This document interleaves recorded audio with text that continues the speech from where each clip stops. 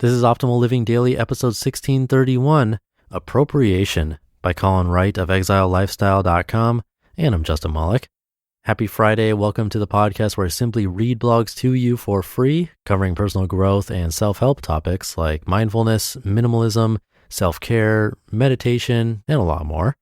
If you like this show, I'd greatly appreciate you sharing it with someone and getting them to subscribe. It goes a really long way to keep this all going, and it really means a lot. Always makes my day to hear about people sharing it or see people sharing it online, so thank you for that. But for now, let's get right to today's post and continue optimizing your life. Appropriation by Colin Wright of ExileLifestyle.com. There's a meme going around in which an attractive person is shown wearing fashionable clothing in public. Typically, they're wearing something a little over the top or, at the very least, rugged in a high-end way.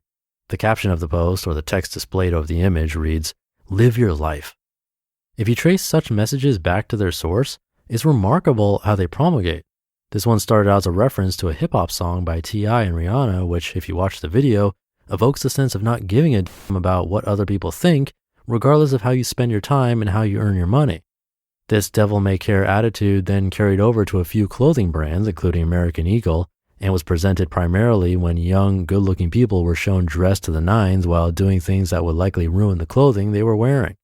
After a few years, this concept arrived in the blogging scene, and fashion bloggers started displaying a well-dressed guy or gal strutting or otherwise owning their look, decked out in the finest something or another, the phrase appropriated for the image they evoked. We use such images to help define ourselves to the world. It's no mistake that outdoorsy styles are in just as fashion companies release a new fashion line, appropriating the lumberjackish look that's experienced a resurgence in artsy areas.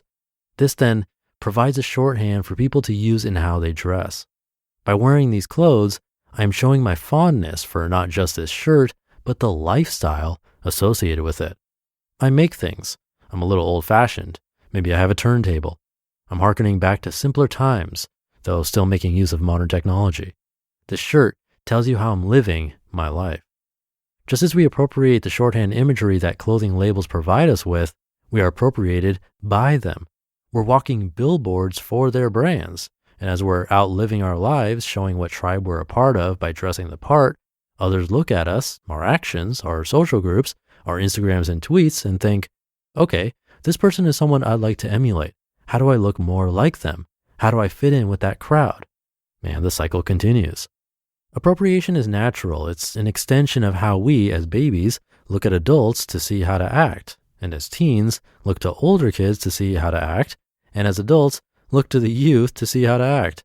It's an endless cycle that has new players, all these brands, but it needn't to be a negative cycle.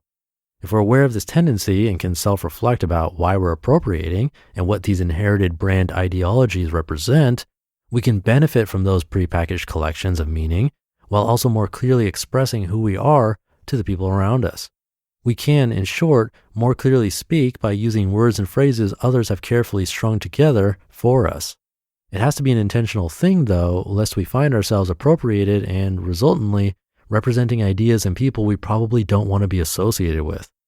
Remember in the late 90s and early 2000s when the Gap brands were exposed as using child labor in Southeast Asia?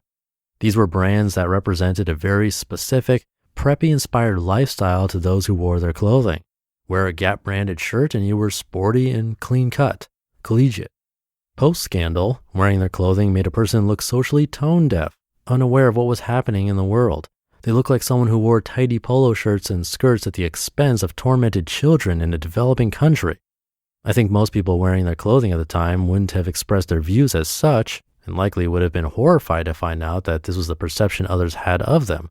Regardless, the company took a major hit. Their branding efforts were reduced to ashes for a time, and they struggled to rebuild and regain their audience's trust. As we appropriate, we are appropriated. Branding goes both ways, and every purchasing decision you make, if the product is something you wear or use in public, says something to others about you, overtly or covertly, whether we're aware of it or not. This knowledge can be used to our advantage when we align with companies we believe in and brands that represent our points of view, but it can also cause us to be all talk, no walk. It can apply to us labels we don't actually align with or haven't earned, lessening the incentive to ever earn them, to actually live our lives. Know who it is you're forming these relationships with and support the companies that align with your values. This is how we shape the corporate environment that depends on us as carriers for their messages and slogans. This is how we become willing and capable participants in the appropriation cycle rather than simply hosts, ignorant of the billboards we wear and the messages they spread. You just listened to the post titled Appropriation by Colin Wright of ExileLifestyle.com. And Colin has a quick, little funny update to his post, so I'll read that for you here. Update April 21st, 2017. It's been interesting watching the hipster throwback look evolve over the years.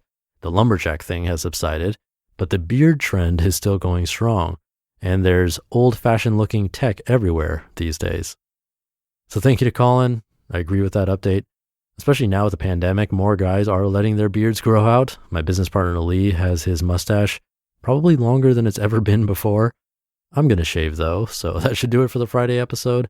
Have a great weekend if you're listening in real time, and I'll catch you over the weekend where your optimal life awaits.